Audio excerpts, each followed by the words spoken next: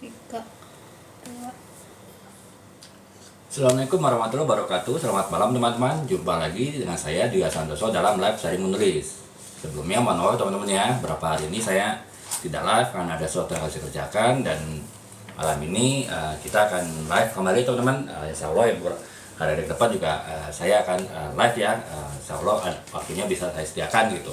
Nah, terkait dengan materi live, kebetulan kan minggu lalu kita sudah bahas mengenai non-fiksi ya teman-teman. Kita membahas terkait lebih kepada berita hoax, kemudian framing, kemudian juga penerapannya pada beberapa media, jadi penulisan ya, termasuk juga kita sempat bahas mengenai menulis skrip untuk film dokumenter gitu, bagaimana membuat film dokumenter yang objektif, kemudian juga berimbang serta kredibel gitu. Jadi karena kemarin semingguan lebih kita sudah membahas mengenai non-fiksi, sekarang kita minggu ini dan minggu depan ya, sekitar seminggu ke depan sebelum Ramadan ya, kita akan kembali membahas mengenai novel atau teman-teman ya, mengenai karya fiksi gitu. Dan ya tadi karena saya bilang kita kan menjelang ini ya, yang muslim menjelang bulan Ramadan, dan kemarin hari Sabtu ya, malam minggu kita sudah teman-teman mungkin yang muslim sudah tahu ya bahwa kita sudah masuk ke nifsu Saban, kita sudah masuk ke pertengahan bulan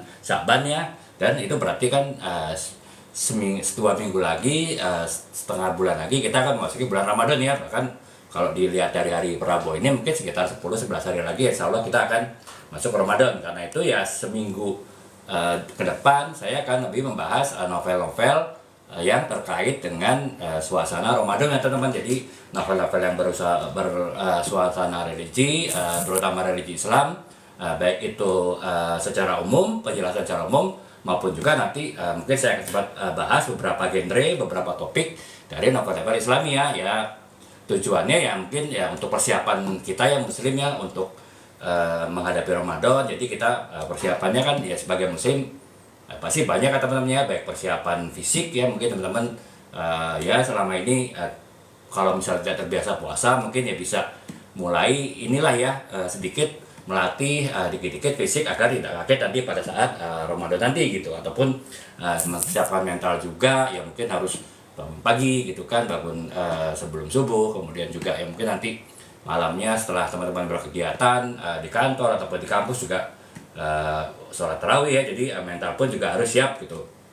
Dan juga mungkin secara secara fisik juga secara psikis ya teman-teman. Artinya ya mungkin kita mulai mempelajari ya setidaknya bagaimana kita melaksanakan ibadah puasa benar gitu kan ya, baik itu membaca buku agama ya kalau memang teman-teman ada waktu, ataupun mungkin kalau teman-teman merasa agak berat ya karena waktunya mepet, teman-teman mungkin bisa membaca ya agak lebih ringan ya, artinya membaca karya fiksi, karya non fiksi seperti novel ataupun cerpen yang bersuasana religi. Dari situ kita kan juga bisa mendapatkan gambaran ya bagaimana kita menjalani ibadah Ramadan nanti. Dan itu ya sambil kita membaca sebagai kita hiburan, membaca novel, kita juga bisa mendapatkan inilah ya, ilmu, inspirasi, pencerahan untuk kita bisa melaksanakan Ramadan minggu depan dengan lebih baik gitu. Jadi karena itu teman-teman ya, karena memang tema seminggu ke depan ini kita membahas mengenai non fiksi terkait dengan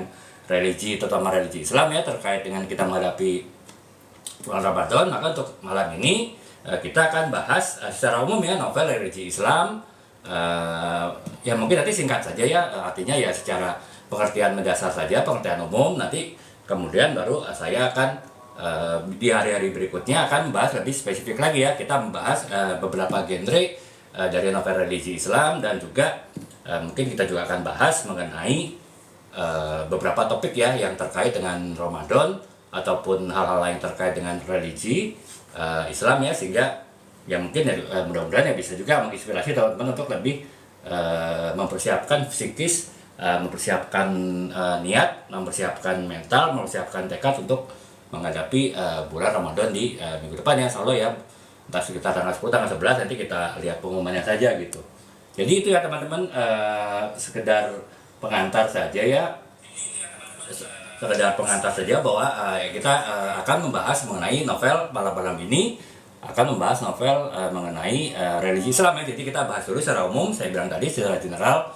Nanti di hari-hari berikutnya kita membahas lebih spesifik lagi terkait dengan genre dan juga dengan topik yang sesuai gitu. Jadi itu. Nah sekarang jika kita berbicara novel ya, novel religi, terutama religi Islam, biasanya ada beberapa topik penting ya, ataupun topik inti yang sering dibahas dalam sebuah novel religi Islam ya. Yang pertama adalah nilai-nilai moral, udah pasti ya teman-teman ya, karena kan ibadah, kemudian juga agama itu kan pasti terkait dengan aturan ya, yang mengatur moral dari masing-masing pemeluk agamanya gitu. Jadi pasti ya dalam sebuah novel yang bertemakan religi, terutama religi Islam tuh menanamkan nilai-nilai moral dari novel tersebut, walaupun disampaikan itu saya bilang tadi ya, disampaikan dengan cara yang santai, dengan cara yang menghibur, dan tidak terkesan mendoktrin ataupun tidak terkesan menggurui, atau tidak juga berkesan mendakwai gitu ya. Jadi nilai-nilai moral disampaikan secara tersirat ataupun tersurat dalam novel tersebut dengan cara yang ringan dan mudah ya, ditangkap oleh pembaca gitu. Kemudian yang pertama tadi nilai-nilai moral, kemudian nilai-nilai yang hal-hal yang biasa dibahas juga dalam sebuah novel bertemakan religi Islam. Yang kedua ada pasti spiritual teman-teman ya.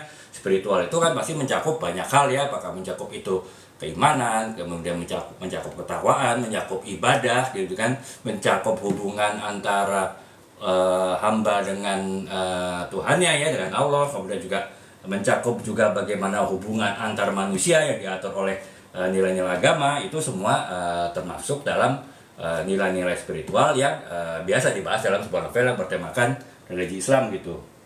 Nah kemudian yang selanjutnya adalah yang dibahas itu etika Islam ya teman-teman. Jadi ya kita kan ya beberapa bulan belakang kita sering mendengar kata etika-etika ya, dan mungkin dari sebagian kita ya hanya sekedar tahu etika tapi kurang begitu paham ya etika itu sebetulnya apa gitu. Bisa jadi itu hanya plesetan dari seseorang yang punya kepentingan tertentu mengatakan etika-etika hanya demi untuk menjatuhkan orang, hanya untuk demi mendiskreditkan orang, hanya untuk demi membuat dirinya terlihat lebih baik, lebih suci ya tanda petik ya daripada orang lain kan. Jadi mungkin pemahaman kita mengenai etika itu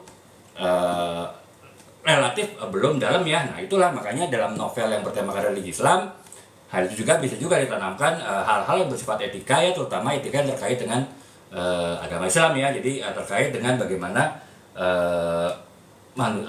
Muslim diatur oleh ajaran-ajaran agama yang juga terkait dengan nilai-nilai etika gitu. Jadi itu ya teman-teman tiga inti dari topik yang sering dibahas dalam sebuah novel yang bertemakan religi Islam. Yang saya ulangin lagi teman-teman ya, yang pertama dari nilai-nilai moral, kemudian yang kedua adalah dari sisi spiritualnya, dan yang ketiga itu adalah dari etika Islam ya. Jadi itu ya teman-teman, sekedar gambaran saja. Baik teman-teman yang mungkin punya niat untuk menulis novel religi Islam, cerpen religi Islam, itu bisa mengacu kepada tema-tema itu. Dan teman-teman yang mungkin baru ingin membaca novel-novel ataupun cerpen yang bertemakan religi Islam, ya kurang lebih ekspektasi teman-teman akan diarahkan kepada 3 topik dasar yang saya bahas tadi ya teman-teman. Jadi kurang lebih seperti itu. Nah kemudian yang selanjutnya adalah dalam sebuah novel yang bertemakan religi Islam itu biasanya tokoh utamanya adalah tokoh yang sangat penting ya, sangat sentral dalam sebuah novel tersebut gitu. Dan biasanya si tokoh tadi akan menghadapi tantangan, akan menghadapi rintangan, dan juga akan menjalani pencarian makna hidup yang di dalam konteks agama Islam ya. Artinya bagaimana perjuangan seseorang itu untuk mencari jati dirinya sebagai hamba ya, sebagai umat beragama, dan bagaimana dia mengatasi segala tantangan di kehidupannya dengan berdasarkan kepada panduan dari ajaran yang diberikan oleh Tuhan ya, oleh Allah. Jadi itu kurang lebih ya teman-teman. Pasti cerita terkait dengan novel yang berreligi Islam itu ya akan berputar-putar pada masalah tadi ya, masalah bagaimana perjuangan hidup, bagaimana tantangan, bagaimana keikhlasan juga yang harus dihadapi oleh seorang tokoh utama untuk menjalani kehidupannya, mencari jati dirinya sebagai manusia, sebagai umat yang tentunya didasarkan kepada ajaran-ajaran agama Islam ya. Jadi itu teman-teman kurang lebih kalau teman-teman mungkin baru tertarik untuk membaca novel-novel yang bertemakan religi Islam, ya itulah kurang lebih akan yang dibahas hal-hal yang saya sebutkan tadi ya teman-teman. Jadi itu ini sekedar itu pengantar ya teman-teman. Jadi teman-teman baik penulis ataupun pembaca itu sudah di sini ya, kurang lebih ekspektasinya bisa disesuaikan dengan penjelasan yang saya sampaikan tadi gitu. Nah, kemudian terkait dengan unsur-unsur utama apa saja yang ada dalam sebuah novel yang bertemakan religi Islam, itu ada beberapa yang teman-teman saya akan jelaskan. Yang pertama adalah tema keagamaan. Sudah pasti ya, kalau kita berapa sebulan lalu kita bahas novel politik ya pasti tema utamanya adalah tema politik ya, tema pertarungan politik, tema terkait dengan kebaikan dan juga keburukan dalam politik dan juga lain-lainnya. Nah, kalau sama ketika kita sekarang membahas mengenai novel yang bertemakan religi Islam, itu ya pasti yang dibahas adalah tema-tema keagamaan ya teman-teman ya, terutama dalam hal ini adalah keagamaan Islam gitu. Nah, kemudian apa saja hal-hal yang terkait dengan tema keagamaan itu ada dua hal teman-teman, dua hal pokok yang biasanya dibahas ya dalam sebuah novel yang bertemakan religi Islam gitu.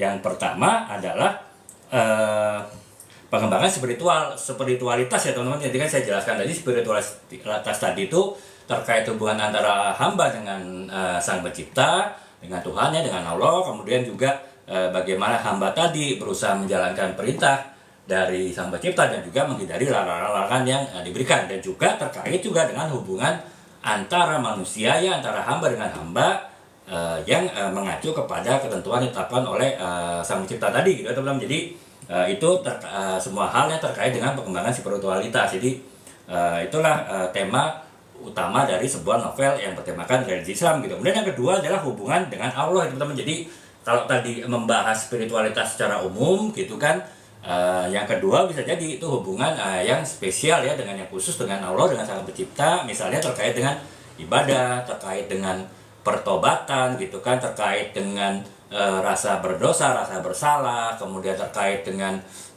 rasa rasa takluk ya, rasa tunduk kepada Allah, pada Pencipta. Itu terkait semuanya dengan hubungan dengan Allah teman-teman. Jadi itu unsur utama dari sebuah novel bertemakan religi Islam. Yang pertama adalah tema keagamaan terkait dengan pengembangan spiritualitas, dan juga yang kedua adalah terkait dengan hubungan dengan Allah gitu. Jadi itu terkait dengan tema keagamaan yang ada dalam sebuah novel bertemakan religi Islam teman-teman ya. Nah, kemudian yang kedua adalah nilai-nilai moral ya.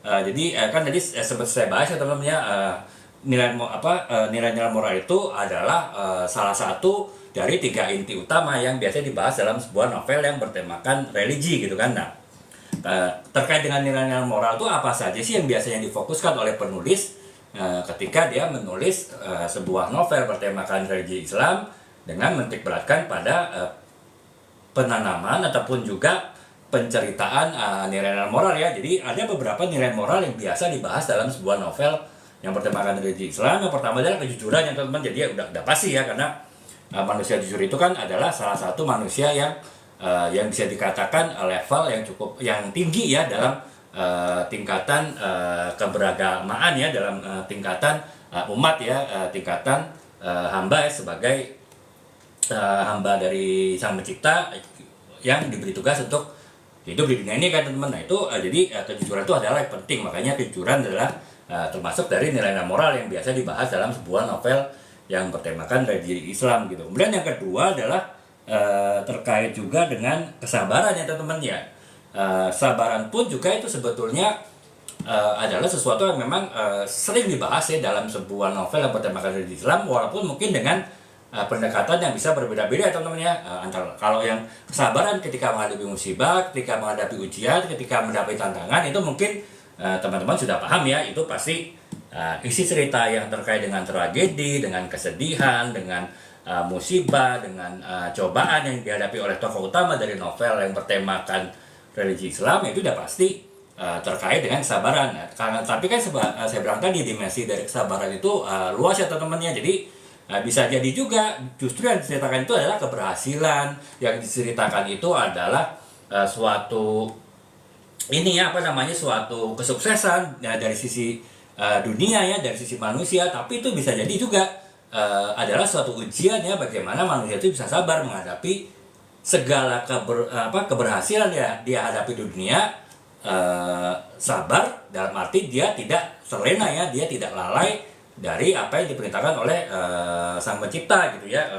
Hanya karena mungkin dia merasa dia mendapatkan sesuatu yang sangat beruntung, sesuatu yang sangat kesuksesan di dunia, bisa jadi dia justru lupa ya dengan ajaran-ajaran Tuhan, ajaran-ajaran Allah itu sebetulnya kita sebut juga itu tidak sabar ya teman-teman. Ini contohnya teman-teman ya, novel saya Setengah Abad ini kan bercerita sebetulnya mengenai kesuksesannya di seorang Prananda itu seorang yang sangat sukses ya, dari sisi karir 40 tahun dia udah menjadi direktur, kemudian juga dari sisi cintanya dia akhirnya bisa mendapatkan cinta pertamanya, kemudian mereka menikah dan akhirnya mempunyai anak, dua sepasang putra putri yang soleh gitu. Kemudian istrinya pun juga si Maudie karirnya sangat baik ya, dia mendirikan perusahaan konsultan arsitektur dan konsultan sebut jadi besar, dan ya intinya mereka tetap, walaupun mereka bergelimpangan harta, mereka tetap hidup bahagia, mereka hidup saling setia. Kemudian anak-anak mereka juga anak soleh dan soleha. Itu kan sebetulnya adalah suatu keberhasilan teman-teman ya, suatu yang seolah-olah itu tidak ada unsur kesabaran di situ. Tapi justru di sini teman-teman, ternyata dengan segala keberhasilan dia alami oleh Prananda tadi, justru dia akhirnya merasa ada yang kurang gitu, dan akhirnya dia menyadari bahwa segala keberhasilan yang dia capai di dunia itu adalah sesuatu yang tidak berarti, karena dia ada sesuatu hal yang justru dia kehilangan dengan keberhasilan dia dapatkan tadi. Nah itulah, berarti kan si Pradana tadi tidak sabar ya teman-teman menghadapi keberhasilan yang dihadapinya. Jadi itu ya teman-teman, cita-cita mulai terkait dengan sabaran tadi itu, nilai-nilai moral tadi itu ya bisa bermacam dimensi ya, seperti yang saya jelaskan tadi gitu. Dan yang berikutnya adalah kasih sayang ya teman-teman ya, karena ya kalau teman-teman ya pasti kan sering mendengar ya, Islam adalah rahmatal alamin, artinya ya yang inilah ya, memberikan rahmat, memberikan kasih sayangnya terhadap seluruh manusia yang ada di dunia. Itu kan berarti kan juga ada nilai-nilai kasih sayang ya, dalam nilai-nilai ajaran Islam yang itu seringkali juga dibahas oleh penulis novel ketika menulis novel yang bertemakan religi Islam gitu. Jadi itu Kak Lidumbo, terima kasih Kak ya, semoga Kakak bisa mendapatkan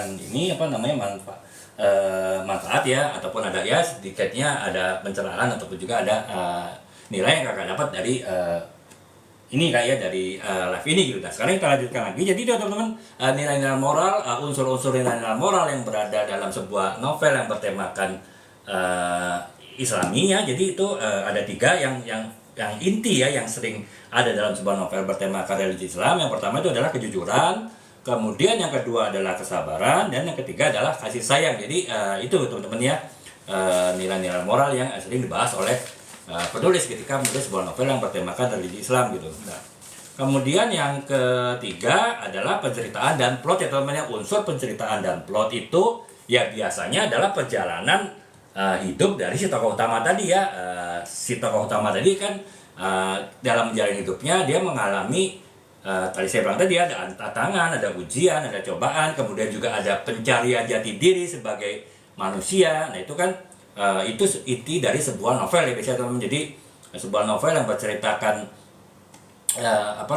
religi Islam itu biasanya menceritakan itu dia perjalanan hidup dari tokoh utama ya, baik tokoh utama itu satu ataupun sepasang, misalnya yang tadi ya teman-teman, si Prananda dan juga mau istrinya Maudie, itu kan mereka pencarian jati diri hidup mereka ya sebagai umat ya, sebagai umat Islam. Ini mereka berarti kan berdua ya.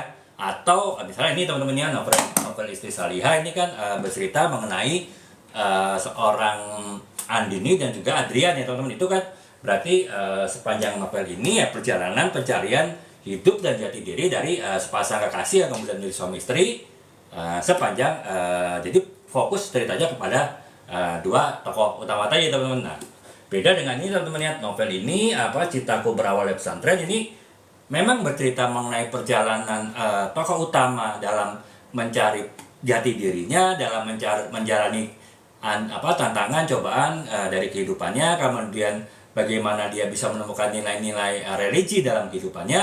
Akan tetapi ini dalam konteksnya bukan berdua ataupun sepasang teman-teman, tapi ini adalah 4 orang sahabat gitu. Jadi dimensinya masih lebih luas ya, karena tidak hanya bercerita mengenai sepasang kekasih ataupun sepasang suami istri, tapi 4 orang sahabat yang tentu kan masing-masing juga punya karakter sendiri, punya kisah hidupnya sendiri, punya latar belakang hidup sendiri, punya masalahnya sendiri, punya problem sendiri, dan itu mereka jalanin secara bersahabat berempat orang di dalam sebuah pondok pesantren. Jadi ya teman-teman, dalam cerita dan plot itu walaupun intinya bercerita mengenai perjalanan hidup dan pencarian jati diri dari tokoh utamanya, tapi tokoh utamanya bisa beragam ya, bisa 1 orang, bisa 2 orang, sepasang, apakah sepasang suami istri, sepasang kekasih, atau bahkan lebih dari 2 ya, 4 orang ataupun 5 orang, seperti dalam film ini ya, cerita mengenai persahabatan dalam konteks Islami di sebuah pondok pesantren gitu. Jadi itu kalau Kak Lidumbo Bosku Otoriter ini sebetulnya bukan novel Kak ya, jadi ini buku leadership, jadi ini masuk non fiksi Kak ya. Jadi buku ini berdasarkan pengalaman saya tentu ya Kak ya, terus terang ini curhatan saya kan sudah bekerja di beberapa perusahaan ya, dan berapa kali juga saya mendapatkan bos yang otoriter ya. Jadi artinya ya saya di situ kan ada challenge ya Kak ya, ada tantangan bagaimana saya harus menghadapi bos otoriter tersebut. Makanya saya mencari tahu, saya belum pelajari ya, sehingga akhirnya dari pencarian saya mengenai bagaimana menghadapi bos otoriter ini, saya menulis buku ini Kak ya. Jadi inti dari buku ini ada 3. Yang pertama adalah pemahaman mengenai konsep ataupun definisi dari bos otoriter tadi ya. Jadi kan bos otoriter itu bos yang galak, bos yang suka marah-marah, bos yang terkesan mau-maunya sendiri, itu belum tentu masuk ke tipe otoriter kayak. Jadi bos otoriter pun juga ada 2, ada yang otoriter, ada yang otoritarian gitu. Kalau otoritarian walaupun dia galak, walaupun dia mungkin tegas, walaupun dia terlalu disiplin, tapi dia masih mau menerima masukan dari anak buahnya ya. Jadi dia masih bisa berdiskusi dengan anak buahnya, dan ide-ide yang bagus dari anak buahnya dia masih bisa terima dan masih bisa dia aplikasikan dalam membuat keputusan. Akan tetapi ketika keputusan itu sudah dibuat ya, semua harus ikut dengan keputusan tersebut. Tapi setidaknya keputusan yang dibuat oleh bos otoritarian tadi itu sudah mengacu kepada ide-ide ataupun usulan dari anak buahnya ya, sehingga tetap memperhatikan kepentingan anak buah. Nah, beda dengan bos otoriter ya. Kalau bos otoriter itu memang bos yang maunya sendiri gitu. Jadi dia nggak pernah mau dengar anak buah, walaupun dia juga galak, dia mungkin juga disiplin, dia tegas, tapi dia nggak pernah mendengar maunya anak buah. Dan ketika dia memutuskan sesuatu, itu selalu dipandang dari sudut pandang dia gitu kan, bukan dari sudut pandang anak buahnya sama sekali. Dia nggak peduli anak buahnya akan kesulitan, anak buahnya akan mungkin tidak berhasil menjalankan pekerjaannya, yang penting tujuan dia tercapai. Itu jadi itu yang pertama lebih membahas itu kayak jangan sampai kita menilai bos kita itu jelek, otoriter, sebetulnya dia otoritarian gitu ya. Otoritarian itu masih banyak hal positif. Jadi itu yang pertama kayak pemahaman mengenai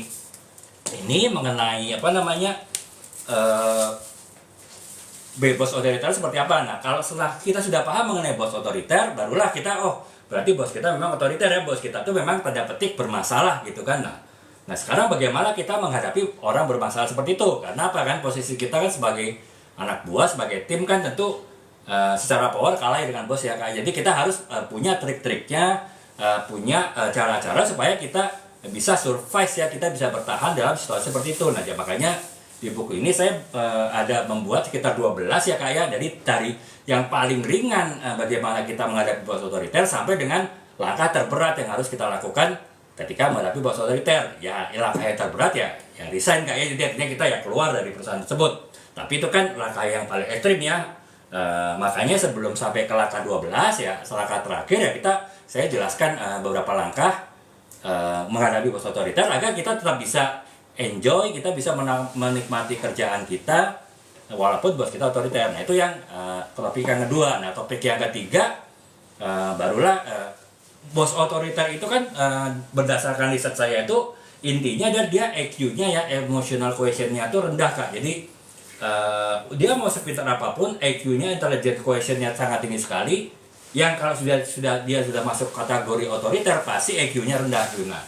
Jadi intinya dia untuk berubah bos otoriter itu ya dia harus meningkatkan nilai EQ-nya gitu kan. Artinya dia harus kecerdasan emosinya tuh harus ditingkatkan. Itu ada beberapa cara juga. Nah, saya jelaskan di buku ini kayak jadi ya siapa tahu. Jadi buku ini bukan hanya untuk anak buah yang punya bos otoriter, tapi juga bisa cocok juga bos yang mungkin merasa dirinya otoriter ya.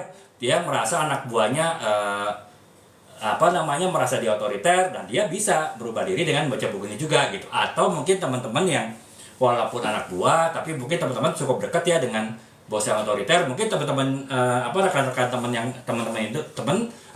teman-teman di kantor nggak dekat dengan si bos, tapi kebetulan teman-teman itu udah dekat dengan si bos, itu mungkin bisa kasih saran ya, ada beberapa tahapan yang bisa dilakukan oleh bos otoriter untuk meningkatkan nilai EQ-nya ya, emotional quotient. Nah, itu saya jelaskan juga di buku ini Kak. Jadi kurang lebih itu kayak ini buku ini sih ya buku non fiksi yang tepat dibaca kalau kakak kebetulan punya bos otoriter, ataupun kalaupun tidak ya sekedar untuk pengetahuan juga gak ada masalah kan, karena kan kita nggak tahu masa depan Kak ya. Artinya saya juga pernah bos yang sangat enak sekali, sangat demokratis, kemudian sangat support, tapi ketika saya pindah perusahaan ataupun ketika bos saya ganti dengan bos yang lain, ternyata bos itu otoriter gitu kan, kita kan nggak akan pernah tahu ke depan. Makanya ya nggak ada salahnya kita persiapkan diri dengan membaca informasi mengenai tadi bagaimana kita menghadapi bos yang otoriter, dan juga bagaimana kita bisa merubah bos otoriter kita tadi menjadi lebih baik, minimal turun menjadi bos yang otoritarian, syukur nanti bisa menjadi bos demokrasi gitu ya. Jadi itu ya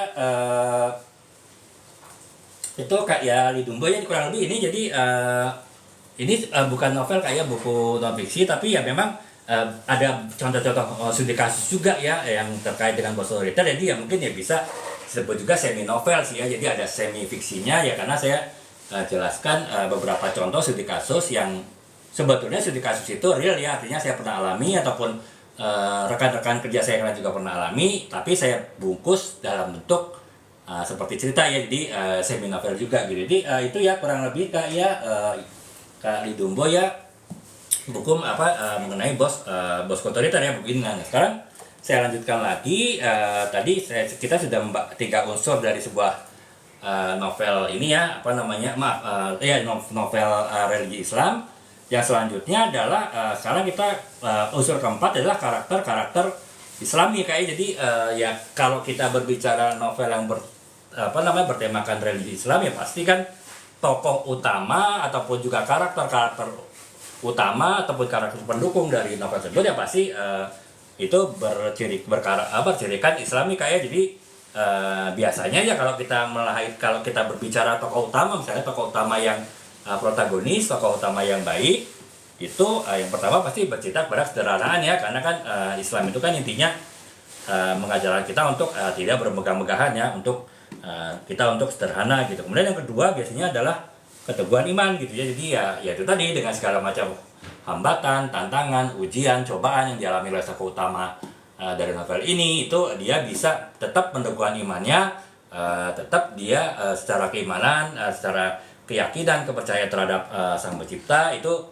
tidak mengalami perubahan ya, ataupun kalaupun mengalami perubahan tidak terlalu drastis mengalami penurunan ya, karena dia tetap memegang keteguhan iman tadi gitu. Kemudian yang ketiga adalah keadilan ya teman-temannya. Dia seorang karakter yang Islami dalam sebuah novel religi Islam ya pasti adil gitu ya, adil dalam konteks ya dia bisa bertindak dengan baik dan tidak menzolimi orang lain. Jadi itu ya Kak ya, unsur yang keempat adalah karakter Islami yang ada dalam sebuah novel bertemakan religi Islam, terkait dengan kesederhanaan, keteguhan iman, dan juga terkait dengan keadilan gitu. Jadi itu. Nah, kemudian yang selanjutnya adalah yang kelima adalah keteladanan dalam kehidupan sehari-hari ya. Jadi pasti seorang penulis yang bertemakan novel bertemakan religi Islam itu pasti dia punya tujuan ya, punya visi dan misi ketika dia menulis novel ini ya, antara lain pasti memberikan keteladanan ya. Artinya bagaimana tokoh utama dari novel religi Islam tadi itu bisa memberikan keteladanan bagi semua ini ya, bagi semua pembaca gitu. Jadi ya makanya ya unsur keteladanan dalam kehidupan sehari-hari itu juga menjadi unsur ataupun elemen penting dari sebuah novel yang bertemakan religi Islam ya, karena memang itulah salah satu tujuan dari penulis menulis novel yang bertemakan religi Islam tadi gitu. Kemudian yang terakhir, yang keenam itu adalah situasi, tantangan, dan ujian. Ya, saya bilang tadi teman, sebuah novel yang bertemakan Islam itu umumnya bercerita mengenai tantangan dan ujian. Walaupun saya bilang tadi teman-teman, ya, tantangan, ujian itu bukan berarti suatu kemalangan, bukan berarti harus sesuatu musibah, bukan berarti sesuatu harus berupa penderitaan gitu. Suatu kesuksesan, suatu keberhasilan, suatu pencapaian tertinggi yang bisa dicapai oleh tokoh utama itu bisa jadi itu juga suatu ujian ya teman-teman. Ujian, suatu tantangan, ada suatu rintangan dalam artian bagaimana dia tidak terlena oleh keberhasilan, kesuksesan yang dialami di dunia yang bisa mengaburkan tujuan hidup dia nanti ya, setelah selesai di dunia ya, kehidupan dia di akhirat sebagai hamba dari Sang Pencipta, sebagai sebagai umat beragama gitu. Jadi itu ya teman-teman ya, 6 unsur utama dari sebuah novel yang bertemakan religi Islam ya. Saya ulangin sekilas ya teman-teman ya. Jadi nanti karena saya sudah jelaskan tadi cukup panjang, tapi sekilas saya akan jelaskan. Yang pertama adalah tema keagamaan, yaitu adalah unsur utama dari sebuah novel yang bertemakan religi Islam. Kemudian yang kedua adalah cita-cita moral. Kemudian yang ketiga itu adalah penceritaan dan juga plot, alur cerita. Kemudian yang keempat adalah karakter Islami, dan yang kelima itu adalah keteladanan dalam kehidupan sehari-hari, dan keenam adalah situasi, tantangan, dan ujian. Jadi kurang lebih itu ya Kak, unsur-unsur utama yang pasti ada dalam sebuah novel yang bertemakan religi Islam ya. Mungkin kalau kakak yang baru bergabung ya, kenapa saya membahas tema ini ya, karena ya bagi yang muslim ya, teman-teman yang muslim kan minggu depan pasti sudah sudah paham ya, sekitar tanggal 11, 10 itu kita sudah masuk bulan Ramadan kan. Jadi makanya ya nggak ada salahnya kita mempersiapkan diri dari sekarang, sehingga nanti kita sudah masuk bulan Ramadan kita bisa lebih menjalankan ibadah puasa Ramadan yang baik ya. Dan salah satunya adalah mungkin kalau teman-teman yang suka membaca bisa juga mulai membaca novel-novel yang bertemakan religi Islam ya.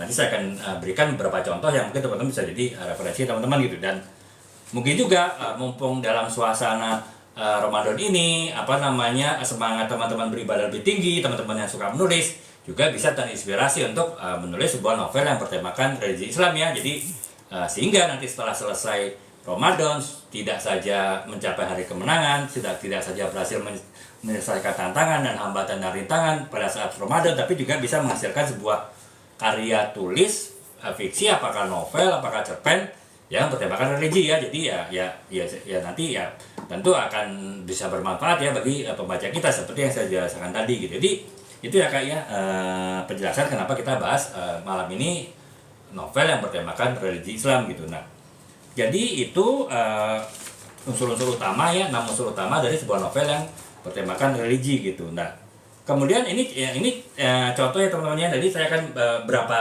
segmen dari live ini saya akan berikan beberapa contoh, dan untuk segmen yang sekarang saya akan ada 3 contoh ya novel kekinian Indonesia yang bertemakan religi Islam ya. Yang pertama adalah Ayat-Ayat Cinta dari Habibur Rahman El-Zarazi ya. Jadi itu berceritakan mengenai bagaimana pencarian seorang pria ya, seorang mahasiswa di Universitas di Mesir, mahasiswa Indonesia, bagaimana dia mencari pencarian hidup dia, menjalani perjalanan cinta dia, mencari menghadapi rintangan terkait dengan studi dia, dengan kisah cinta dia dalam konteks keislaman, dan segala hal terkait juga dengan apa yang dia hadapi ketika bersekolah di Mesir. Jadi itu ya kurang lebih kan, walaupun ini mungkin masuk dalam tema percintaannya, romannya nanti, tapi sebetulnya juga masuk ke dalam tema religi Islam. Nanti saya akan jelaskan ada beberapa jenis novel religi Islam, di mana salah satunya adalah novel genre novel religi roman ya. Jadi ini masuk ke dalam genre novel religi roman gitu, Ayat Cinta. Demikian pula dengan Bumi Cinta, itu juga novel yang ditulis oleh Habibur Rahman El-Zarazi. Ini bercerita mengenai cinta dan kejujuran dalam konteks keislaman juga gitu. Jadi ya kurang lebih mungkin alur ceritanya kurang lebih sama ya dengan Ayat Cinta, tapi ya tentu dengan karakter, dengan tokoh, dengan konteks, dengan latar belakang novel yang berbeda dengan Ayat Cinta ya, novel Bumi Cinta. Kemudian juga yang ketiga adalah novel Sang Pemimpi ya. Jadi novel dari Andre Hirata walaupun ini bukan novel yang sebetulnya genrenya bukan religi Islami, tapi juga tetap terkait juga ya dengan ada unsur-unsur yang bisa memasukkan novel sang pemimpi tadi itu ke dalam sebuah novel religi Islam ya, di mana di sini bercerita mengenai persahabatan dan juga kejujuran ya, yang di dalam konteks keislaman. Jadi itu ya kak ya, buku baik itu Ayat Cinta, kemudian Bumi Cinta dari Habibur Rahman Esarasi, ataupun juga novel Sang Pemimpi dari Andra Hirata, itu juga inilah novel yang juga ada nuansa religi Islam di sana ya. Jadi bisa juga menjadi rekomendasi kakak ya ketika mungkin ya dalam menghadapi Ramadan mulai minggu depan sudah mulai mempersiapkan mental dengan antara lain membaca novel-novel yang bertemakan Islami gitu. Jadi itu, nah kemudian aspek-aspek apa saja sih dalam sebuah novel yang bertemakan religi Islam itu mungkin kakak yang tadi yang mungkin selama ini teman-teman belum pernah baca novel religi Islam ya, teman-teman yang muslim, tapi mungkin karena mendengar live ini terinspirasi juga untuk membaca novel religi Islam mumpung kita akan menghadapi bulan Ramadan ya, seminggu lagi gitu. Jadi itu sebetulnya ada dua aspek kayak ada aspek keagamaan dan juga aspek moral ya, yang itu umumnya ada dalam sebuah novel yang bertemakan religi Islam ya. Karena kalau dari sisi aspek keagamaan yang dibahas itu antara lain adalah pasti mengenai keimanan ya. Jadi ya pasti kan seorang muslim itu kan pasti harus beriman ya kepada ya kita ada rukun iman gitu kan, ada rukun Islam ya kita, makanya nilai-nilai keagamaan dalam sebuah novel yang bertemakan religi Islam itu yang pertama adalah membahas mengenai keimanan, kemudian yang kedua adalah tentu ibadah teman-teman ya. Ibadah sebagai implementasi, sebagai perwujudan dari keimanan yang telah dimiliki seorang muslim tadi, yaitu pasti juga sering menjadi pembahasan dalam sebuah novel yang bertemakan religi Islam.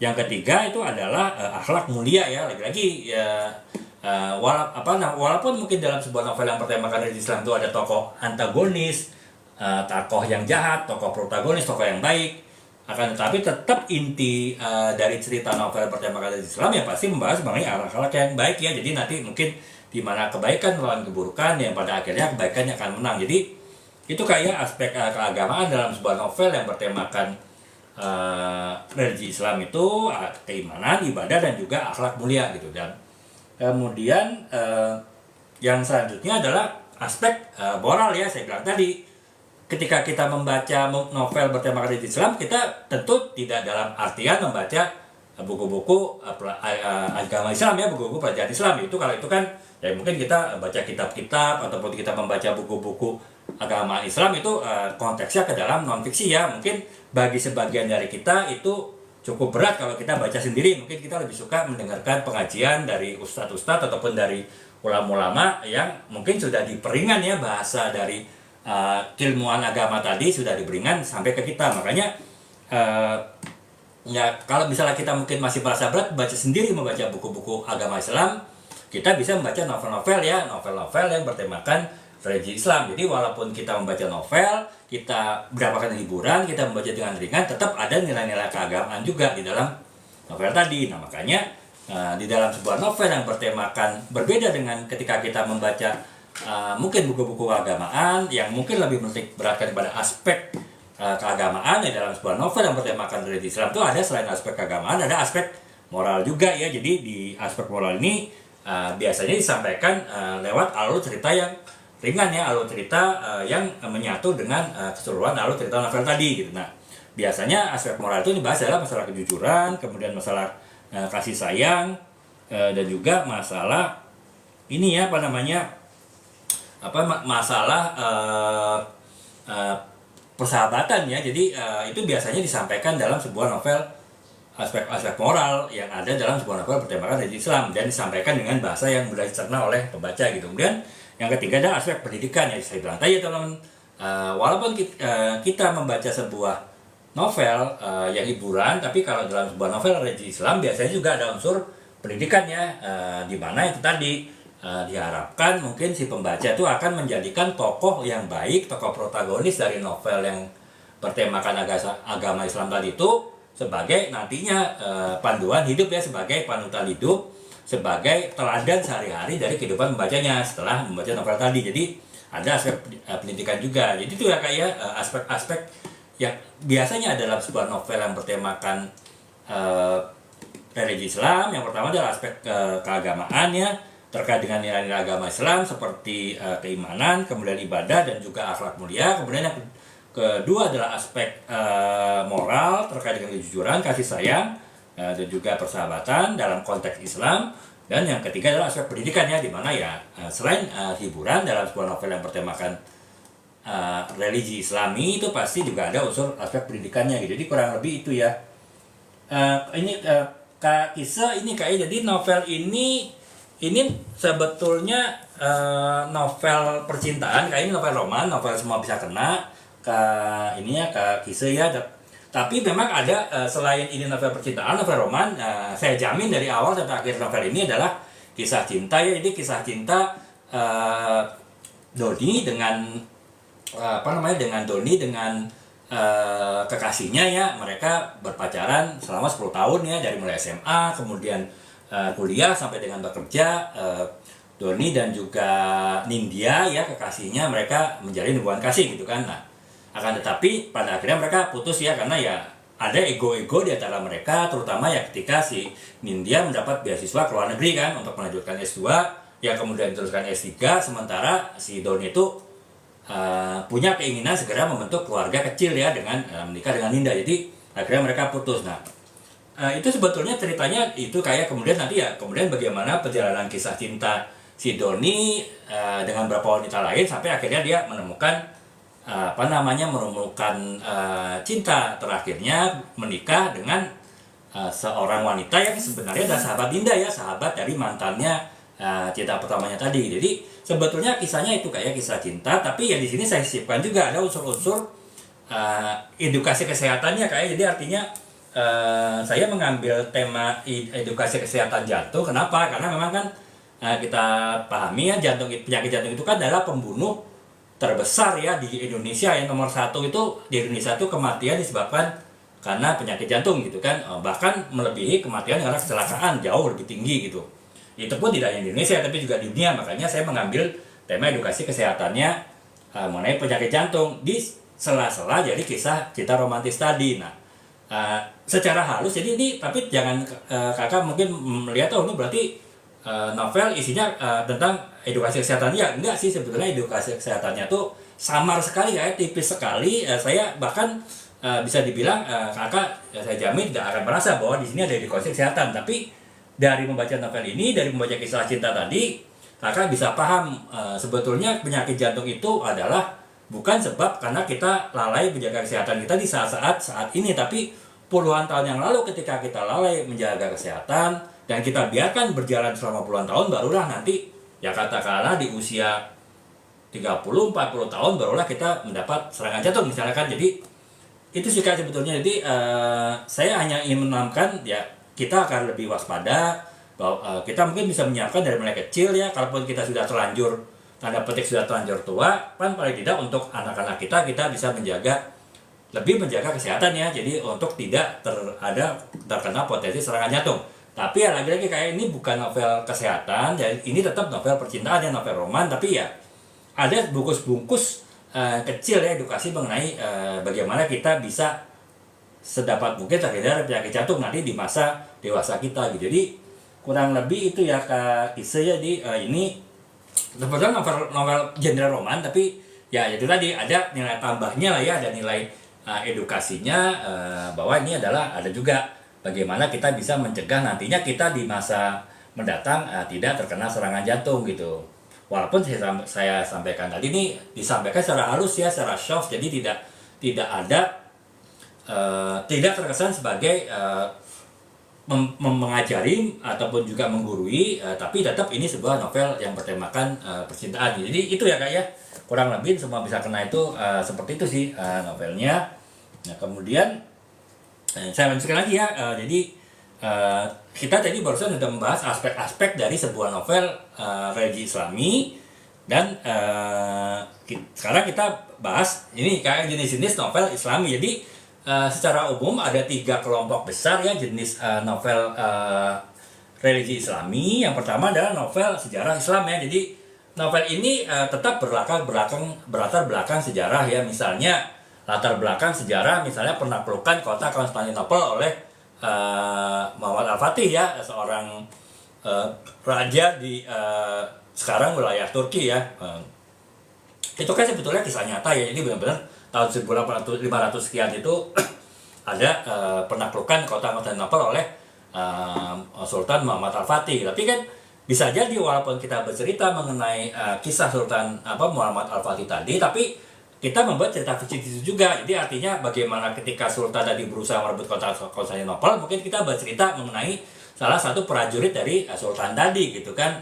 Itu adalah tokoh fiktif gitu kan. Ya mungkin si prajurit tadi itu mungkin menjalin kisah cinta misalnya dengan ya katakanlah ada perawat gitu kan, perawat kesehatan yang merawat para prajurit yang terluka ketika perangan. Nah, itu kan jadi sebetulnya kan ini adalah novel kisah cinta juga ya, tapi sebetulnya latar belakangnya kisah sejarah nyata gitu. Jadi tapi kan di situ juga bisa dimasukkan nilai-nilai religi ya, tadi saya bilang tadi aspek keagamaannya, kita bisa masukkan aspek moralnya juga, dan juga kita bisa masuk aspek pendidikan juga di dalam novel sejarah Islam ya. Jadi novel tetap di situ adalah karya fiksi ya, karya novel, karya imajinasi, tokoh-tokohnya mungkin tokoh imajinasi, tapi tetap berlatarkan belakang sejarah Islam yang memang benar-benar terjadi ya. Tokoh-tokoh utamanya pun juga benar-benar ada gitu. Tapi ya si tokoh yang kemudian diceritakan dalam novel tadi itu adalah tokoh-tokoh fiksi ya, tokoh-tokoh imajinatif gitu, yang menjadi inti dari cerita novel tadi. Jadi itu ya kayak novel sejarah Islam. Kemudian yang kedua adalah novel inspiratif. Novel inspiratif itu ya novel yang memberikan inspirasi ya kepada pembacanya ya, muslim, untuk bisa dia meningkatkan aspek spiritualitasnya, aspek keyakinan, keimanan terhadap Sang Pencipta, ataupun bisa bagaimana meningkatkan ibadah dari motivasi dari pembacanya untuk meningkatkan ibadah, ataupun juga bagaimana meningkatkan motivasi dari pembacanya untuk membina hubungan ataupun menjalin hubungan dengan sama manusia dengan baik. Itu kan memberikan inspirasi ya. Jadi intinya adalah menginspirasi dari pembacanya agar secara agama itu lebih baik lagi kehidupannya gitu kan. Nah, contohnya ini teman-temannya novel saya yang Cintaku Berawal di Pesantren. Ini kan sebetulnya novel inspirasi juga ya, mungkin bagi anak-anak ya. Kita punya anak atau punya adik gitu kan, umur 10 tahun, 11 tahun, kelas 5, kelas 6 SD, ketika mungkin bingung melanjutkan sekolah kemana. Nah, itu dengan membaca novel ini mungkin bisa menjadi sumber inspirasi ya. Oh, ternyata sekolah di pesantren itu menarik juga, sekolah di pesantren itu berguna juga.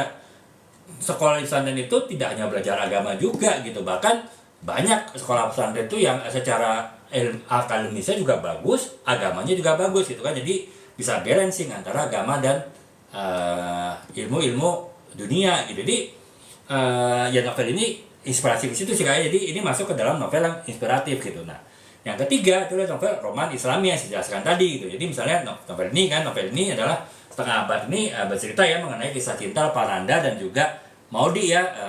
Walaupun di sini juga ada nilai-nilai hijrah ya, nilai-nilai keislaman, di mana ya bagaimana seorang yang berhasil, seorang yang sukses di pandangan orang ya, sesuatu yang sukses di dunia itu belum tentu dia berhasil nantinya di akhirat kan. Nah, makanya ya kita jangan sampai terlena oleh segala kenikmatan, oleh segala keberhasilan, segala kesuksesan yang ada kita dunia ini, karena di dunia itu kan hanya jalan hanya perjalanan saja. Ibarat kita perjalanan, kita hanya sekedar mampir di dunia, tapi tujuan akhirnya kan di akhirat. Nah, itu jadi kan ini tetap walaupun cerita kisah cinta, tapi tetap ada nilai-nilai religi Islami juga gitu ya. Atau misalnya novel ini ya, novel Ittifaliha ini kan novel, bisa dibilang novel hijrah ya. Jadi berkisah mengenai sepasang kekasih ya, Andini dan Adrian. Mereka dekat dengan dunia malam ya, mereka ya tiap malam dugem gitu kan. Ya istilahnya kisah cinta pacaran mereka pun kisah cinta dalam petik metropolitan ya, sudah paham lah ya kurang lebih ya, kayak kisah cinta metropolitan seperti apa. Nah, tapi pada akhirnya setelah mereka menikah dan mereka mungkin makin jauh ke dalam dunia hidup malam, kemudian mereka makin dekat dengan alkohol, dengan minuman keras, tapi akhirnya mereka ada satu titik cahaya di kegelapan yang akhirnya mengantarkan mereka untuk kembali ya ke jalan yang benar ya secara agama, untuk mereka untuk kembali hijrah. Jadi kan sebetulnya walaupun saya sudah bilang tadi ini kisah cinta Andini dan Andrian, dari mereka mulai menjadi sepasang kekasih sampai dengan menjalani kehidupan rumah tangga, tapi tetap ada nilai-nilai religi Islami juga dalam novel Istri Salihah ini ya. Jadi kurang lebih ini ya gitu. KN cara meningkatkan motivasi untuk membaca, jadi ya sebetulnya ini kayak jadi intinya adalah mungkin kakak harus paham dulu ya kendala KN itu apa gitu.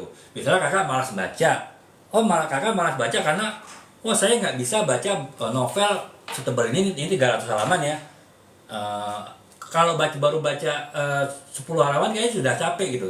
Ya nggak apa-apa, kakak jangan paksa dulu ya. Ketika kakak belajar mulai tertarik untuk membaca, ya kakak mungkin sekuatnya dulu. Kakak sekali baca bisa 4 halaman ya sudah, nggak apa-apa 4 halaman. Mungkin besok 4 halaman lagi, ntar 2-3 hari lagi kemudian 3 kali 6 halaman, 8 halaman gitu. Jadi bisa seperti itu ya. Jadi kalau sebabnya memang kakak tidak terbiasa berkonsentrasi terlalu lama pada suatu sumber bacaan ya. Mungkin sebabnya antara lain ya karena sekarang kan dunia audiovisual sangat tinggi ya, apalagi juga ya TikTok itu kan orang bisa mendapatkan apa yang informasi yang inginkan secara short, secara singkat lewat video ya. Akhirnya apa, orang jadi membaca itu jadi suatu hal yang berat ya, suatu yang sulit. Dan kalau kita sudah tanda petik sudah terlalu terlalu ketanam di dunia audiovisual, TikTok dan lain-lain, ya mungkin kita tadi untuk meningkatkan semangat belajar kita mungkin jangan dipaksa ya, tetap yang penting kita rutin baca, kita tetapkan sehari pokoknya kita harus baca gitu.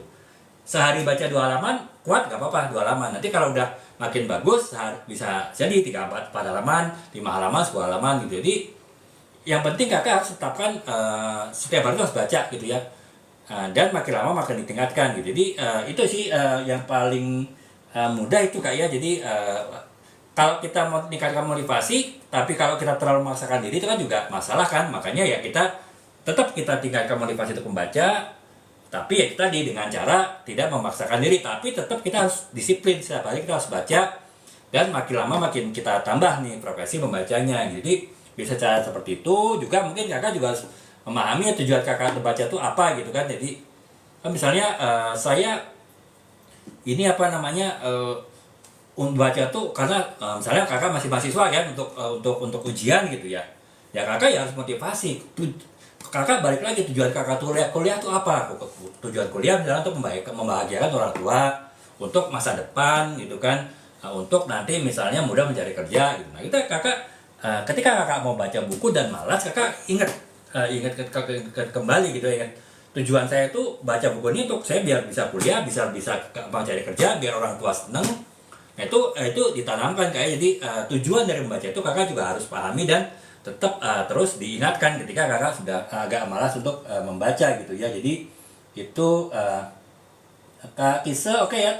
Terima kasih kak ya udah check out kak ya. Semoga nanti kakak bisa mendapatkan manfaat dari buku yang kakak check out, dan juga ya siapa tahu nanti kakak juga terinspirasi untuk menulis ya kak ya. Jadi karena salah satu hal yang bisa membuat kamu motivasi menulis itu adalah kalau kita suka baca. Kalau kita suka baca, kita akhirnya paham bagaimana penulis itu menulis suatu cerita atau menulis suatu buku. Lama-lama kita akan termotivasi untuk nulis juga ya. Seperti ya saya mulai menulis 3-4 tahun yang lalu itu juga sebetulnya karena saya suka baca juga, sehingga akhirnya ya pada akhirnya saya termotivasi untuk menulis gitu ya. Itu terima kasih Kak Kise ya. Jadi itu, nah kemudian balik ke KN tadi ya. Jadi itu ya kak. Jadi untuk meningkatkan motivasi, yang pertama adalah kakak harus tanamkan kenapa tujuan kakak membaca. Yang kedua ya harus disiplin ya, tiap hari kakak harus baca semampunya. Kalau sehari baca mampunya 2 halaman, makin lama ditingkatkan jadi 4 halaman, 6 halaman, 10 halaman. Lama-lamanya membaca itu jadi suatu kebiasaan gitu. Jadi itu ya kak ya, mungkin agak sedikit ini ya ringkas ya, tapi kakak coba 2 itu dulu deh. Kalau kakak doa itu sudah baik, mungkin kakak bisa tingkatkan lagi cara-cara lain untuk lebih meningkatkan motivasi membaca ya. Jadi itu KN ya, kurang lebih itu. Nah sekarang kita ke berikutnya tips ya kak. Jadi saya tadi sudah jelaskan unsur-unsur dari sebuah novel yang bertemakan religi Islam, kemudian juga bagaimana kita bisa ini apa namanya kita bisa membuat eh, apa namanya sebuah novel bertemakan religi Islam, kemudian juga aspek-aspeknya apa saja, jenis-jenisnya apa saja. Nah sekarang tips ya teman-teman. Jadi kalau teman-teman mungkin sudah tertarik menulis sebuah novel bertemakan religi Islam ataupun cerpen lah ya paling tidak. Yang pertama kakak harus pahami agama Islam ya. Walaupun lagi-lagi kayak kakak tidak perlu harus paham agama Islam selalu suruhan untuk menulis mengenai novel religi Islam ya. Jadi kakak cukup paham hal kecil saja yang akan menjadi inti dari novel kakak. Misalnya ini kak ya, jadi novel saya ini isi salihah saya mengacu kepada salah satu hadis ya dari hadis riwayat Muslim yang mengatakan bahwa dunia itu adalah perhiasan dan kemudian perhiasan yang terindah itu adalah istri solihah. Jadi saya berusaha pahamin hadis ini, kemudian saya baca mungkin dari internet saja ya, jadi browsing mengenai hadis tadi. Nah setelah saya paham mengenai hadis ini apa ya, kemudian baru saya tulis novel ini. Jadi ya tadi kak ya, kita harus pahami agama Islam ketika tulis novel religi Islam, tapi nggak harus tahu semua. Yang penting topik yang kita tulis apa, kemudian ajaran-ajaran hadis-hadisnya apa, kemudian mungkin kalau ada ayat Al-Qurannya apa mengenai hal yang kita tulis, kita pahami itu aja, kemudian baru kita menulis ya. Jadi itu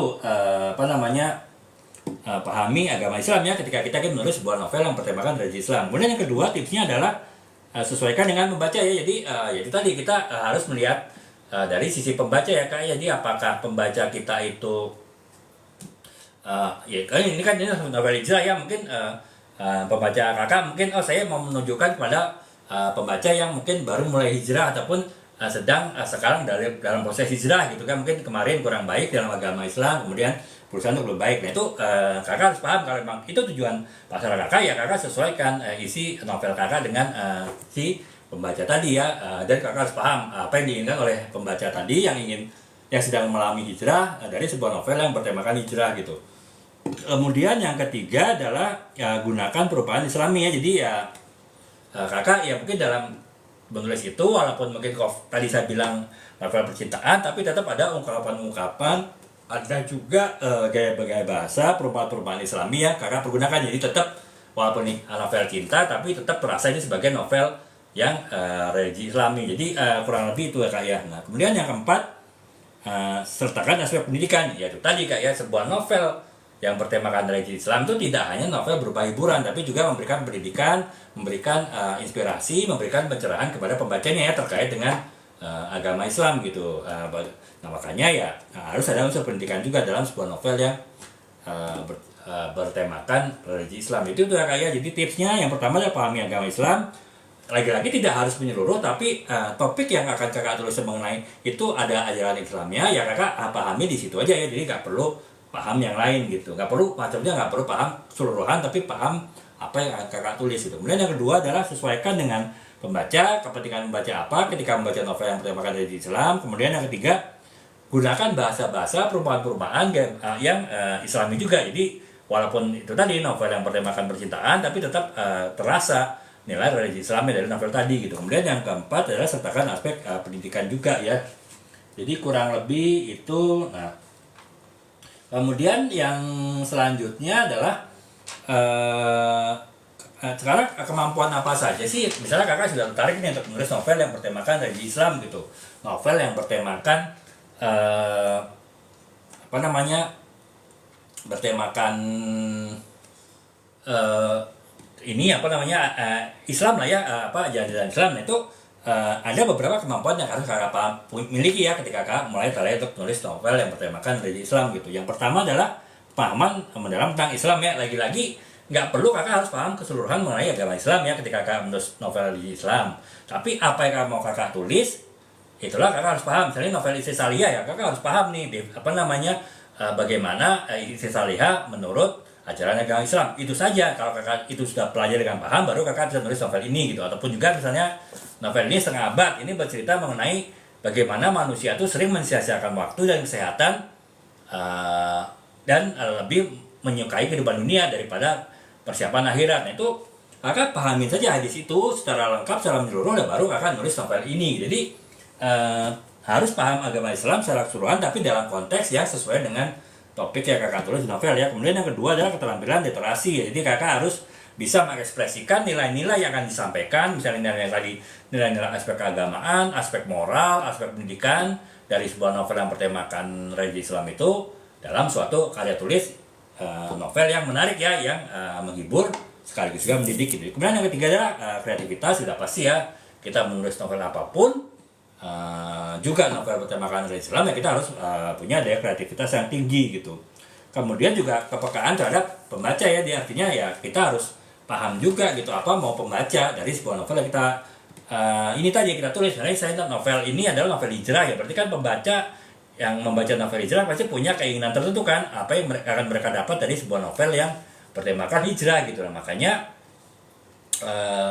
saya juga harus ketika menulis novel ini ya saya harus paham nih sebetulnya hijrah dalam konteks istissalihah itu seperti apa sih, dan bagaimana keinginan keinginan membaca itu dari sebuah novel bertema hijrah. Jadi itu ya Kak ya, kepekaan terhadap kebutuhan membaca. Kemudian yang kelima adalah kemampuan penelitian ya. Itu tadi ya, kita kan ya pasti setiap penulis bahkan novel pun kita harus punya kemampuan melakukan riset ya, melakukan penelitian ya, agar tulisan kita itu tetap sesuai dengan kenyataan juga, tidak melenceng dari kenyataan yang ada gitu. Jadi itu ya Kak ya, kemampuan yang harus dimiliki gitu. Dan untuk meningkatkan kemampuan tadi ya mungkin bisa jadi kakak belajar agama ya, nggak perlu harus kakak belajar di pesantren ataupun harus ikut kursus keagamaan.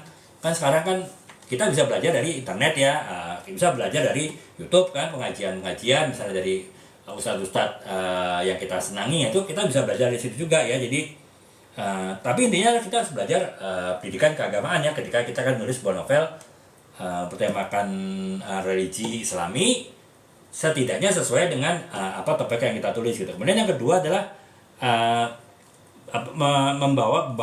membaca banyak buku Islami ya, itu ya udah pasti saya bilang tadi, kita akan bisa menulis dengan baik kalau kita sering banyak membaca ya. Dan ketika kita ingin menulis novel ataupun cerpen bertemakan religi Islam ya, kita harus banyak buku yang bertemakan Islami juga gitu. Kemudian yang ketiga, kita harus mau menerima feedback dan revisi dari pembaca ya, karena kan ya bisa jadi kita salah menulis, mungkin kita bisa jadi salah memahami satu ajaran agama tertentu yang kemudian kita tulis di novel kita. Itu kita kalau ada kritik, ada saran dan memang itu benar ya, kita harus mau rubah ya. Jadi kita mungkin di edisi cetakan berikutnya kita perbaiki lagi gitu tulisan kita. Kemudian yang keempat ya, kita berpartisipasi dalam komunitas menulis ya teman-teman. Jadi dalam komunitas menulis ya kita bisa menulis lebih baik lagi gitu ya. Jadi itu saya sudah jelaskan ya, kita bisa ikut komunitas menulis, bisa ikut komunitas menulis online, ataupun bahkan kita bisa ikut kursus penulis ya, itu tergantung keperluan kakak gitu. Jadi itu kayak cara-cara meningkatkan kemampuan untuk menulis novel yang bertemakan religi Islam gitu. Dan sekarang genre kayaknya jadi ada beberapa genre, ada 5 genre utama dari sebuah novel yang bertemakan religi Islam ya. Yang pertama adalah novel religi sejarah, saya jelaskan tadi. Jadi mungkin kita bercerita mengenai fiksi ya, mengenai tokoh fiktif, mengenai tokoh imajiner, tapi berlatar belakangkan sejarah Islam yang benar-benar terjadi. Saya bilang tadi, misalnya penaklukan kota Konstantinopel oleh Sultan Muhammad Al-Fatih, ya kita bisa bercerita mengenai kehidupan prajuritnya ya, kehidupan cinta dari prajuritnya. Ya walaupun prajuritnya itu fiktif, tapi ya si tokoh Muhammad Al-Fatihnya itu adalah benar-benar tokoh yang nyata ya. Jadi kita harus tetap berdasarkan sejarah ketika kita menulis novel yang bertemakan ataupun bergenre religi sejarah gitu. Kemudian yang kedua adalah novel religi inspiratif ya, dia artinya novel religi yang ingin memberikan inspirasi, ingin memberikan keteladanan, ingin memberikan panduan terhadap pembacanya untuk melakukan ibadah-ibadah tertentu, untuk meningkatkan keimanan terhadap Sang Pencipta, terhadap Allah, dan juga hal-hal terkait dengan spiritualitas lainnya. Jadi itu novel-novel religi inspirasi. Kemudian yang ketiga adalah novel religi roman. Jadi artinya sebuah kisah cinta, akan tapi situ juga ada nilai-nilai agama yang ditanamkan dalam novel tersebut. Walaupun novel tersebut sebetulnya adalah novel percintaan ya. Contohnya ini novel Istissalihah ini kan adalah novel roman, tapi tetap ada balutan hijrah ya, tetap ada balutan religi Islam dalam novel ini. Ataupun juga novel Abad ini juga adalah novel percintaan juga, tapi ada juga nilai-nilai agama yang ditanamkan dalam novel ini ya. Jadi itu. Kemudian yang keempat adalah novel religi psikologis ya. Jadi ya mungkin itu tadi kan dalam sebuah novel bertemakan religi Islam kan adalah pencarian seseorang mencari jati diri kan, pencarian seseorang menemui makna hidup ya, dilihat dari sisi keagamaan Islam. Itu kan berarti kan ada nilai sisi psikologis juga. Nah kalau misalnya novel kita bersifat tadi pencarian jati diri, kemudian juga bersifat mencari jalan hidup yang baik secara agama Islam, itu juga bisa jadi masuk ke dalam novel religi yang psikologis gitu. Kemudian yang kelima adalah novel religi humor ya, jadi bisa jadi juga walaupun yang kita sampaikan, kita tulis di novel itu adalah humor ya, suatu yang menyenangkan, suatu yang lucu, tapi tetap ada kisah-kisah keagamaan juga di situ ya. Jadi itu kurang lebih gitu. Nah, tadi kita bicara genre, dan terakhir ya teman-teman, kita akan bahas topik-topik apa saja sih yang biasa adalah sebuah novel yang bertemakan religi Islami ya. Yang pertama adalah topik cinta dan juga ini ya teman-teman, cinta dan juga keutamaan gitu ya. Dia saya bilang tadi novel religi roman, kisah percintaan, tapi juga ada nilai-nilai religi Islami di situ. Itu juga itu masuk ke dalam topik cinta dan juga keutamaan ya itu. Tapi cinta ini juga bisa dalam arti yang luas ya teman, tidak hanya cinta dengan kekasih, tapi bisa cinta dengan keluarga, cinta dengan sesama umat, atau bahkan yang paling agung, yang paling tinggi adalah kecintaan kita terhadap Allah ya, terhadap Sang Pencipta dan juga terhadap Rasulnya gitu, Nabi Muhammad SAW gitu. Jadi itu ya kayak tema cinta dan keutamaan. Kemudian yang kedua adalah perjalanan spiritual ya. Jadi bisa juga bagaimana seorang tokoh utama dari novel tadi itu mencari jati dirinya sebagai umat Islam ya, mencari pencarian makna hidupnya sebagai seorang muslim. Itu bisa juga ya tema dari sebuah novel bertemakan dari Islam gitu, tema perjalanan spiritual. Kemudian yang ketiga adalah tema pemberdayaan perempuan ya. Bisa jadi juga teman-teman sebuah novel itu mungkin kan kita sering mengatakan mungkin agama itu menghambat ini ya partisipasi perempuan atau bahkan mungkin merugikan perempuan. Itu kan sebetulnya salah ya. Jadi justru sebetulnya agama itu memberdayakan perempuan dalam konteks yang diatur oleh Sang Pencipta. Nah, itu kan kita bisa juga mengangkat pemberdayaan perempuan sebagai sebuah topik dari novel yang bertemakan religi gitu. Kemudian yang keempat adalah keberagaman dan juga toleransi. Jadi sebuah novel bertemakan religi Islami juga bisa bertemakan keberagaman dan toleransi. Misalnya suatu novel menceritakan persahabatan dari beberapa orang yang terdiri dari beberapa agama gitu kan. Jadi kan itu kan berarti juga bercerita mengenai toleransi gitu. Kemudian yang kelima adalah novel tantangan kontemporer. Jadi artinya kan sekarang tantangan kontemporer, perkembangan teknologi, perkembangan globalisasi itu kan juga mengancam keimanan umat Islam ya. Jadi makanya kita bisa juga mengangkat tema-tema ini menjadi tema-tema kontemporer, tantangan kontemporer dalam sebuah novel yang bertemakan religi Islam. Jadi itu ya kayak topik-topik yang sering diangkat dalam sebuah novel religi Islam. Yang pertama adalah cinta dan keutamaan, kemudian yang kedua perjalanan spiritual, yang ketiga adalah pemberdayaan perempuan, kemudian yang keempat adalah keberagaman dan toleransi, dan yang kelima adalah tantangan kontemporer ya. Jadi kurang lebih jadi itu ya kayak 1 jam lebih ya, 1 jam setengah, 1 jam seperempat kita sudah bahas mengenai novel yang bertemakan religi Islami ya teman-teman ya. Jadi ya baik kita sebagai penulis yang ingin menulis novel yang bertemakan religi Islam, ataupun juga cerpen yang bertemakan religi Islam, ataupun juga kita sebagai pembaca ya yang mungkin saat ini belum pernah ataupun belum terbiasa membaca novel religi Islami, yang mungkin jadi ada gambaran ya teman-teman ya. Setelah mengikuti live saya ini ada gambaran, kurang lebih ini apa yang kita bisa dapat dari sebuah novel religi Islami gitu sebagai seorang muslim.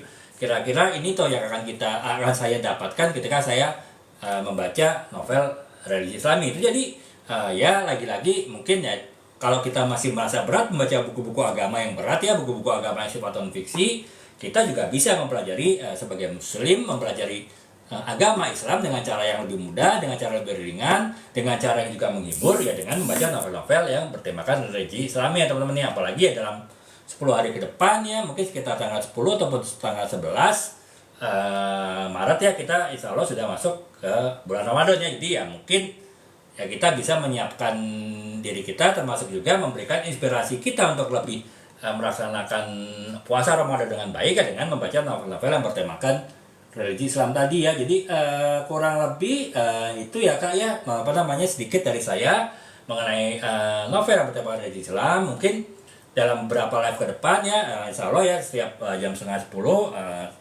saya akan live ke depan mengenai juga terkait dengan persiapan sebagai muslim untuk menghadapi Ramadan ya. Mungkin besok saya akan bahas novel bertemakan hijrah misalnya. Kebetulan kalau kakak lihat di keranjang kuning ya, novel-novel saya ada beberapa yang bertemakan hijrah. Mungkin saya juga akan mungkin novel yang bertemakan pertobatan gitu ya, bagaimana seseorang yang merasa dirinya salah kemudian dia tobat, ataupun tadi saya akan bahas-bahas tema-tema lainnya seperti tema Ramadan puasa, ataupun juga tema-tema kemenangan, tema-tema hari raya dan juga lain-lain. Jadi dalam seminggu ke depan insya Allah saya akan bahas tema yang bertemakan Islami ya, novel bertemakan Islami ya, dalam rangka itu tadi ya, kita menghadapi bulan Ramadan di ya sekitar 10 hari ke depan gitu. Demikian itu teman-temannya, jadi kurang lebih itu, semoga bisa memberikan inspirasi.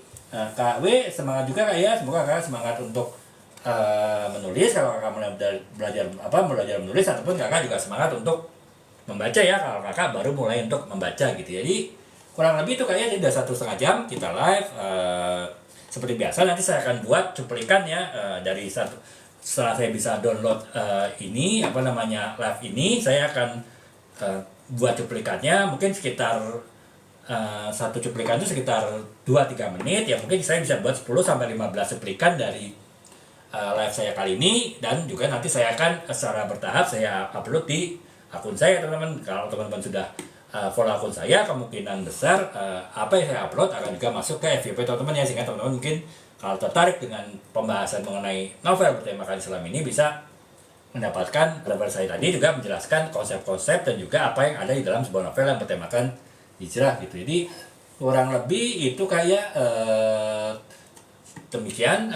Semoga bisa bermanfaat dan sampai ketemu lagi insya Allah besok ya di 9:30 atau jam 9 untuk live saya yang berikutnya ya, mengenai yang mungkin dalam seminggu depan novel-novel bertemakan Islami ya, untuk menghadapi Ramadan di minggu depan. Demikian teman-teman, terima kasih atas perhatiannya. Assalamualaikum warahmatullahi wabarakatuh. Selamat malam. Salam.